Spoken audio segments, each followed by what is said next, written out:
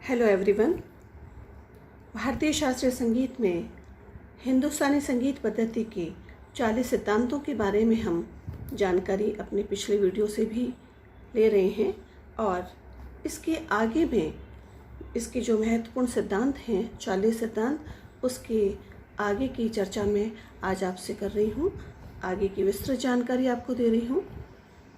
इसका एक महत्वपूर्ण सिद्धांत ये भी है कि जो तीव्र मध्यम के साथ कोमल नी बहुत कम रागों में आपको देखने को मिलेगा। बहुत कम रागों में पाया जाता है कि जिस राग में तीव्र मा लगता है उस राग में कोमल नी बहुत कम रागों में प्रयोग होता है। इसके अलावा दोनों मध्यम लगने वाले रागों में कुछ कुछ एकरूपता आपको देखने को मिलेगी। इसकी भिन्नता प्राय आरोह में ही दिखाई देती है, लेकिन ऐसे राग का अंतरा बहुत कुछ मिलता जुलता होता है। किन रागों में, जिन रागों में दोनों मध्यम का प्रयोग एक साथ होता है, उन रागों में आपको परस्पर एकरूपता गाने में नजर आएगी। आरोह में कुछ भिन्न हो सकता है, लेकिन अवरोह करीब करीब आपको एक सा दिखेगा।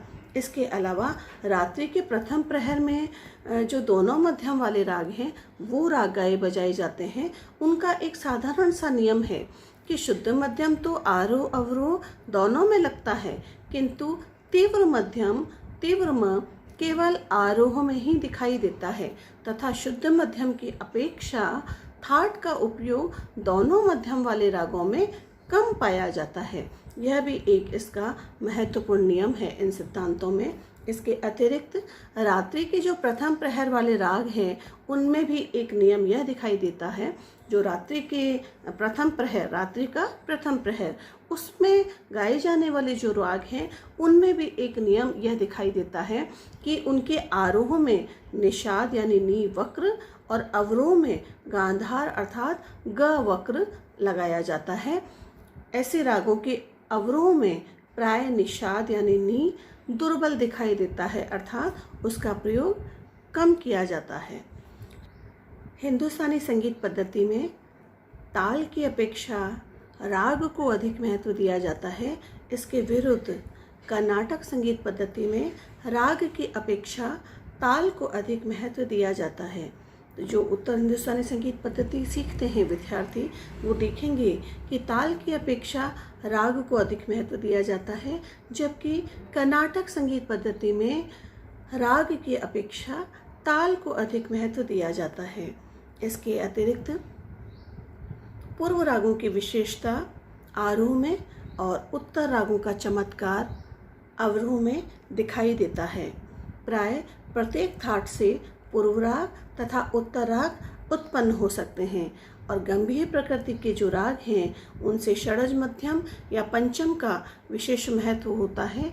जो गंभीर प्रकृति के राग होते हैं उनमें तथा मंद्र सप्तक में उनका अधिक महत्व माना गया है, किंतु क्षुद्र प्रकृति के जो राग हैं उनमें यह बात नहीं पाई जाती।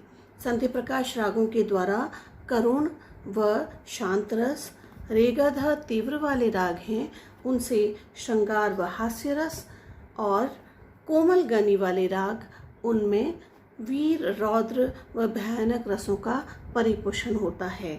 अर्थात जिन रागों में संधि प्रकाश काल वाले जो राग होते हैं उनमें करुण व शांत रस आपको अधिक देखने को मिलेगा। इसके अतिरिक्त रेगध तीव्र वाले जो राग हैं उनसे श्रृंगार व हास्य रस और कोमल गनि वाले रागों में, जो कोमल गनि जिन रागों में प्रयुक्त होता है उन रागों से वीर रौद्र तथा भयानक रसों का आपको उसमें परिपोषण होता है। इसके अतिरिक्त एक थाट के रागों से दूसरे थाट के रागों में जब हम प्रवेश करते हैं तो उस राग को परमेल प्रवेशक राग कहा जाता है। अर्थात जब हम किसी एक थाट के राग को गा रहे हैं और गाते गाते जब हम किसी दूसरे थाट के राग में प्रवेश करते हैं तो उस राग को परमेल प्रवेशक राग कहा जाता है। तो इस प्रकार से उत्तर हिंदुस्तानी संगीत पद्धति के महत्वपूर्ण मुख्य 40 सिद्धांतों के बारे में अपने पिछले कई वीडियो से आपको मैं जानकारी दे रही हूँ।